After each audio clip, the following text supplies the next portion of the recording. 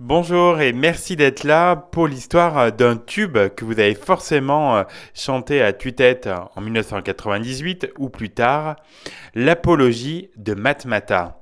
Le commissaire Verdier a encore frappé. Avec son oreille toujours bien dressée et son flair légendaire, celui qui avait déjà épinglé le groupe Billy the Kick et les Gamins en folie se retrouve ce soir du 28 novembre 1998 en compagnie de toute la brigade des stupes au milieu des rockers de la salle de concert enfumée, l'Olympique à Nantes, lorsque le chanteur du groupe Matmata prend le micro et prévient son public. Vous pouvez vous asseoir et fumer un joint. Nous allons vous chanter une chanson douce. Peu de temps après, Verdier lance contre le groupe, leur manager et leur éditeur, une enquête préliminaire pour incitation à la consommation de stupéfiants, provocation à l'usage et au trafic de produits stupéfiants et présentation sous un jour favorable de ces produits. La chanson visée par le commissaire Verdier s'appelle L'Apologie, titre figurant dans leur premier album La Wash.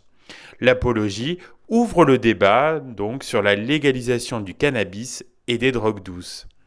Pendant le procès en mai 2000, le procureur ne veut pas trancher sur cette question de société. En revanche, il met en garde les accusés et tique sur le refrain. Un pétard ou un ricard, si t'as vraiment le cafard, à choisir, y a pas photo. Moi, je choisis le Marocco. Les alcools ont leur soulard. Le canard, c'est le panard. Il y en a qui le mystifient. Moi, je fais son apologie. À la barre, le chanteur du groupe se défend. Nous aimons ça.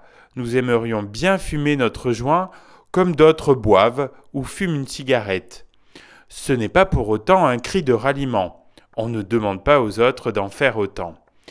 Leur avocate s'adresse au juge en citant des grands poètes comme Baudelaire, Apollinaire, qui, un siècle plus tôt, ne tarissaient pas d'éloges sur l'opium, l'absinthe et autres paradis artificiels.